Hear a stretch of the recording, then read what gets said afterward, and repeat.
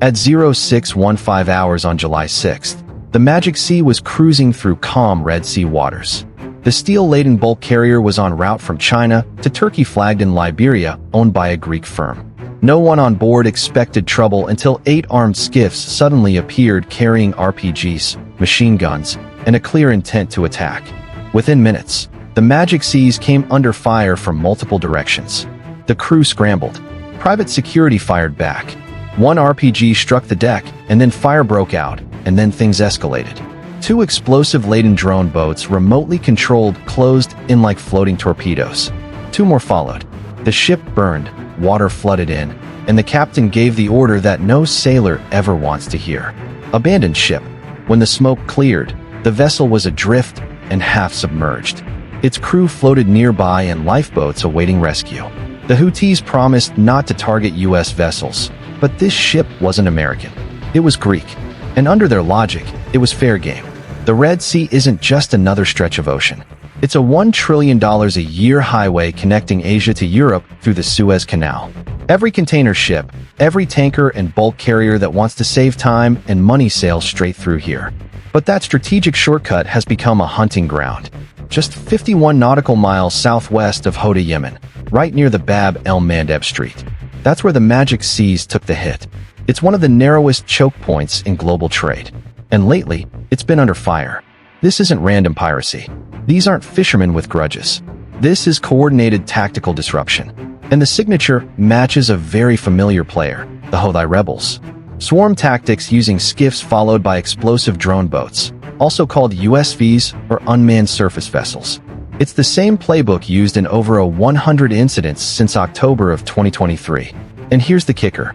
This is the first major commercial ship attack since January. After months of relative quiet, and after a May ceasefire with the US, the assumption was things were cooling off. Clearly not. So why now? Why a Greek-owned Liberian-flagged ship? Because under the terms of the ceasefire, the Houthis promised not to target US vessels.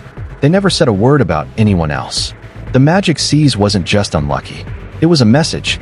Loud, clear, and on fire. Just after 6:15 a.m., lookouts aboard the Magic Seas spotted fast-moving objects on their radar. Too small to be fishing boats, too fast to be harmless. 8 of them coming in hard from the west. These were skiffs, small fiberglass boats armed with big problems. Each one carrying 2 or 3 men with AK-47s, RPGs, and a plan. The Magic Seas wasn't defenseless. Like many ships in the Red Sea, it had a private security on board, usually ex-military contractors, and they were ready. As the skiffs closed to within 400 meters, the guards opened fire with semi-automatic rifles and a few heavier weapons. But this wasn't just a drive-by. One RPG hit the upper deck, igniting cargo and damaging the ventilation systems. Small arms peppered the bridge windows. Smoke billowed from midships. The fire started spreading fast. Now, here's the tactical breakdown. The skiffs were a distraction. Their job: pin the ship's attention, force return fire, create panic. Because minutes later, the real threat arrived at sea level. 3 unmanned surface vessels, low-profile remote-controlled boats racing toward the port side, packed with explosives. They were basically floating IEDs. One was hit and exploded mid-water. The other 2 made impact. The first slammed into the hull just after of the engine room. The second detonated near the stern below the waterline. The result: massive structural damage, flooding, and total loss of propulsion. The Magic Seas was now disabled, burning, and slowly sinking. And this wasn't over yet. Okay, so let's talk about these drone boats. They're not flashy.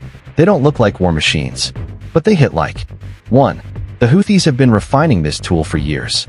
These USVs, or unmanned surface vessels, are usually repurposed speedboats loaded with high explosives, a GPS system, and basic guidance camera. Think of them as budget cruise missiles on water. In this case, after the initial wave of skiffs, the attackers launched drone boats in quick succession. The first 2 were intercepted.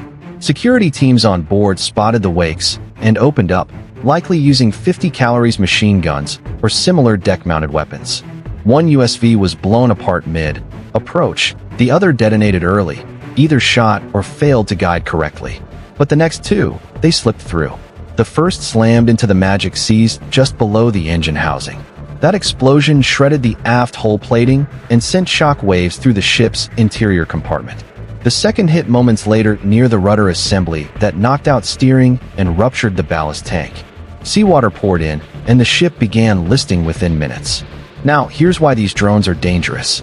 They're hard to spot, and even harder to stop. They ride low in the water, making minimal noise, and don't need to return home. And they're cheap. You don't need billions like the US Navy's drone fleet. You just need explosives, a boat, and a willing operator. In this attack, the USVs did more damage than any RPG ever could. They weren't just a follow-up. They were the killing blow. The Magic Seas was no longer a ship. It was a floating furnace dead in the water and taking thousands of gallons of water by the hour. Inside, systems failed one by one. Electrics gone, radio fading, smoke crawling through ventilation shafts. The crew, mostly Filipino and Greek sailors, had trained for emergencies. But this was not a drill. With 2 explosions aft, the engine room was flooded. The list was worsening, and there was no steering, no power, and now no way to control the fire. The captain gave the call, abandon ship. But this attack wasn't meant to take prisoners. It was designed to send a message, one that echoed across the shipping world instantly. And it raised a question. If a fully crewed, guarded cargo ship could be hit this hard, who's next? Yemen's Houthi movement, formerly known as Ansar Allah, has been fighting a regional war since 2014. Backed by Iran, motivated by ideology and strategy, they've evolved from mountain rebels to maritime disruptors. This attack follows the same exact pattern they've used over 100 times since October of 2023. Multiple skiffs to overwhelm security, small arms and RPGs to damage and distract, and drone boats or USVs for the kill shot. It's not just the method, it's the location. The Magic Seas was hit in an area patrolled heavily by previous Houthi targets. Right along the Red Sea corridor they've been stalking for months. And then there's the timing. 2 months earlier, the Houthis entered a US-brokered ceasefire. No more attacks on American ships. It worked for a while, but that deal never included non-American targets. And the Magic Seas, well, it was Greek-owned, Liberian-flagged, and fair game under Houthi logic. But here's the more likely motive. Political signaling. The Houthis have said it before. Anyone seen as complicit with Israel or aiding the West is a target. They see these commercial routes as pressure points. Hit one ship and you make insurers nervous. Hit 5 and you change global trade routes. It's not about sinking ships. It's about shifting power. So why now? Why break the quiet? Why hit a commercial ship after months of near silence? The answer isn't just in the water. It's in Gaza, Thran, and Washington. Since October of 2023, the Houthis have aligned themselves openly with Hamas, declaring support in defense of Palestinians. That alignment hasn't been just words. It's been missiles, drones, and naval attacks aimed at pressure points tied to the West. In response, the US and the UK launched air strikes on Houthi positions in Yemen starting January 2024. That campaign, Operation Prosperity Guardian, aimed to restore safety to the Red Sea. But in May 2025, the game changed. The US and the Houthis agreed to a limited ceasefire brokered via Oman. The Houthis promised to stop attacks on American target, and for a while it worked. Shipping patterns stabilized. Insurance rates dipped. Naval patrols relaxed. But then came July. The Gaza conflict reignited with a new Israeli offensive. Iranian rhetoric turned fiery. And in the background, Houthi commanders likely saw an opening. The West was distracted. Attacking a Greek vessel under a non-Western flag avoids breaking the US deal technically, but strategically it resets the board. This wasn't just an isolated strike either. It was a message to regional players. We're still here. We still have reach. And we haven't forgotten about Gaza. And if no one responds, expect more like it. Because when ceasefires are loophole, even silence can explode. One ship goes down in the Red Sea and the ripple hits Wall Street. That's not drama. That's the global supply chain. The Red Sea handles over 12% of global trade. Nearly all of it funnels through the Suez Canal. When ships avoid it, they reroute around Africa. That adds 6,000 nautical miles and up to 20 extra days per journey. Now, multiply that by fuel costs, cruise wages, and cargo delays, and you get billions. After the Magic Seas attack, multiple shipping firms hit pause. Insurance premiums on Red Sea routes shot up overnight. Some carriers routed immediately despite the higher costs, choosing safety over speed. And that's the real power of an asymmetric threat. The Houthis don't need submarines or stealth fighters. All they need is to make the Red Sea feel unsafe. One attack here, another there, and suddenly the entire global shipping network stutters. Operation Prosperity Guardian, led by the US Navy and supported by allies, was built to stop exactly this. But if commercial ships from non-US nations keep getting hit, the mission scope may have to expand. And that means one thing: escalation. The EU, China, and other major shipping states may soon be forced to act. Whether that's with warships, drone defenses, or diplomatic pressure, one thing is certain: global commerce can't afford another magic seas. This attack just didn't target one ship. It challenged the security of an entire route. It tested the will of the international community. And right now that will is being watched very closely. So was this a brilliant move or a huge miscalculation? On paper, the Houthis pulled off a near-perfect strike. No casualties, high damage, global headlines.